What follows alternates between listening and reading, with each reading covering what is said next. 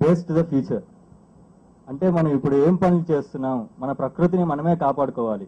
మన ప్రకృతిని మనం కాపాడుకోలేకపోతే మన పిల్లలకి మనం ఏమి ఇవ్వగలం? ఈ చిత్రంలో నాకు హీరోగా క్యారెక్టర్ ఇచ్చిన వాసు గారికి నా కృతజ్ఞతలు తెలుపుకుంటున్నాను. Thank you. ఈ దర్శకుడు గతంలో కెమెరామ్యాన్, ఇప్పుడు ఈ గతం అనే సినిమాకి డైరెక్ట్ చేస్తున్నాడు. ఇదంతా ఫుల్ న్యూ టీము. ఈ టీంకి అంతా మంచి జరగాలని కోరుకుంటున్నాను. ఇలా ఉంటేనే ఇండస్ట్రీలో కొత్త రకం సినిమాలు వస్తాయి. సో ఈ మూవీ ద్వారా ప్రతి ఒక్కరికి ఒక మెసేజ్ ఇస్తున్నానని అనుకుంటున్నాను. సో తొలి పరిచయం అవుతున్న దర్శకునిగా నన్ను అందరూ ఆశీర్వదిస్తారని నేను కోరుతున్నాను. సో ఇంకో విషయం ఏంటంటే, ఈ గత మూవీ ద్వారా వచ్చే ఇన్కంలో కొంత భాగాన్ని సమాజ సేవకు ఉపయోగించడానికి నేను కోరుకున్నాను.